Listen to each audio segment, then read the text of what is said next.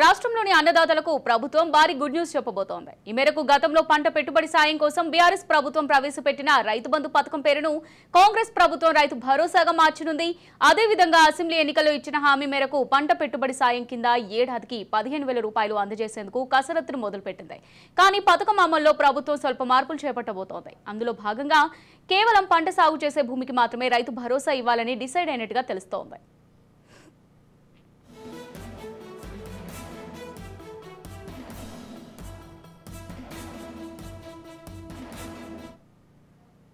అదేవిధంగా రాష్ట్ర వ్యాప్తంగా పడావు పడిన భూములు, వెంచర్లు, ఓపెన్ ల్యాండ్లకు పెట్టుబడి సాయాన్ని కట్ చేసే ఆలోచనలో సర్కారు ఉన్నట్టు సమాచారం.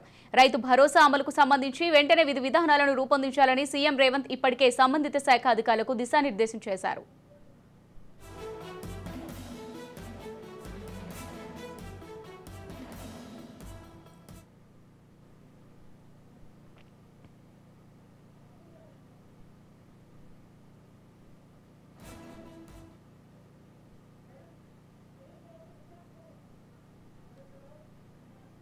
అదేవిధంగా రాష్ట్రంలో ఉన్న సాగు భూముల విస్తీర్ణాన్ని జిల్లాల వారీగా నివేదికలు సిద్ధం చేయాలని ఆదేశించారు. అందుకు అనుగుణంగా నిధుల సమీకరణ చేపట్టేందుకు సర్కార్ రెడీ అవుతోంది.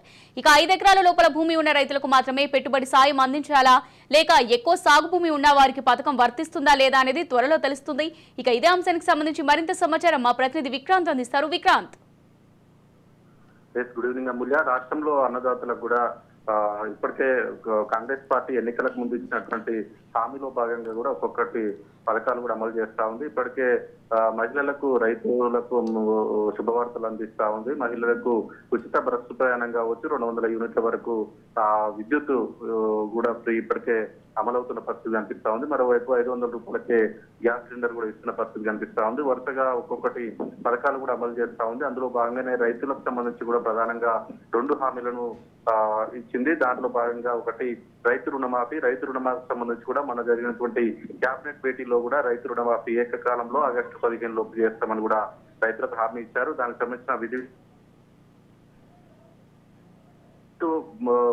సంబంధించి కూడా రైతు భరోసా, గతంలో బీఆర్ఎస్ ప్రభుత్వ హయాంలో కూడా రైతు బంధు పేరిట కూడా రైతులకు సహాయం ఇచ్చేది. ప్రతి రైతు కూడా ఎకరానికి 10,000 చొప్పున 2 సార్లు కూడా ఒక్కో దఫా 5,000 చొప్పున కూడా 2 సార్లు కలిసి కూడా 10,000 కూడా ఇచ్చిన పరిస్థితి కనిపించింది. దాన్ని ఎన్నికలకు ముందు మాత్రం కాంగ్రెస్ పార్టీ 15,000 పెంచుతామని కూడా హామీ ఇచ్చింది. అందులో భాగంగా రైతు భరోసా కూడా పెంచాలనే యోచనలో కూడా రాష్ట్ర ప్రభుత్వం ఉంది. దానికి సంబంధించిన విధి విధానాలు కూడా ఇప్పటికే అమలు చేయడం కోసం కూడా సాహసం చేస్తా ఉన్నారు. దానికి సంబంధించి ఇప్పటికే రాష్ట్రంలో ఉన్నటువంటి అన్ని గ్రామాలకు సంబంధించి కూడా గ్రామ పంచాయతీలలో కూడా ఎవరెవరు ఎన్ని ఎకరాల పాటు సాగు చేస్తా ఉన్నారు, సాగు చేసిన భూమి ఎంత, సాగు చేయకుండా పడవ పడిన భూమి ఎంత అనేది మాత్రం లెక్కలు తీరుస్తా ఉన్నారు. ఆ లెక్కలు వచ్చిన తర్వాత కూడా దానికి సంబంధించి కూడా రైతు భరోసా ఇచ్చే అవకాశం కనిపిస్తా ఉంది. ప్రధానంగా కూడా రేవంత్ రెడ్డి ప్రభుత్వం మాత్రం కాంగ్రెస్ ప్రభుత్వం వచ్చిన తర్వాత ఒకటే చెప్తా ఉంది, కేవలం సాగు చేస్తున్న భూమికి మాత్రమే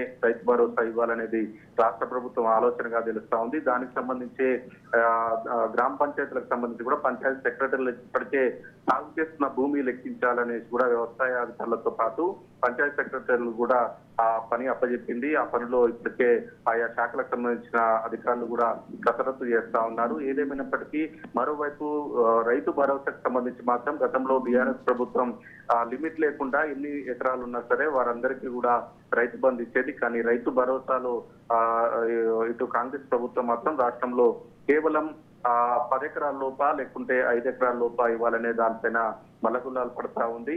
ఆ రైతుల నుంచి కూడా ఫీడ్బ్యాక్ పెద్ద మొత్తంలో రాష్ట్ర వ్యాప్తంగా కూడా గతంలో కూడా 5 నుంచి లేదా 7 ఎకరాల వాళ్ళకే రైతు బంధు ఇవ్వాలనేది కూడా గతంలో పెద్ద మొత్తంలో కూడా రాష్ట్ర వ్యాప్తంగా కూడా ఫీడ్బ్యాక్ వచ్చిన పరిస్థితి కనిపించింది. కానీ గతంలో బీఆర్ఎస్ ప్రభుత్వ హయాంలో కేసీఆర్ మాత్రం అన్ని ఎకరాల వారికి ఇచ్చారు. దానిపై మాత్రం పెద్ద ఎత్తున రాష్ట్రంలో కూడా నెగిటివిటీ వస్తున్నది. ఈ నేపథ్యంలో ప్రభుత్వ ఉద్యోగులకు కూడా రైతు బంధు పడడం పట్ల కూడా రైతులు తీవ్ర ఆగ్రహంగా ఉన్నారు. ఈ నేపథ్యంలోనే ఇటు కాంగ్రెస్ ప్రభుత్వంలో మాత్రం రైతు భరోసాకు సంబంధించి కూడా ఇన్కమ్ ట్యాక్స్ కట్టే వాళ్ళు, అదేవిధంగా ప్రభుత్వంలో ఉన్నటువంటి ఉద్యోగస్తులకు మాత్రం ఈ రైతు భరోసా నుంచి విముక్తి కల్పించాలనేది ఆలోచిస్తా ఉన్నారు. దానికి సంబంధించే విధి విధానాలు మాత్రం ఇప్పటికే అమలు చేసేందుకు కూడా కసరత్తు చేస్తా ఉన్నారు. ఏదేమైనప్పటికీ 2 నుంచి 3 రోజుల్లోపే ఒక శుభవార్త మాత్రం అందబోతా ఉంది. Right, thank you Vikrant.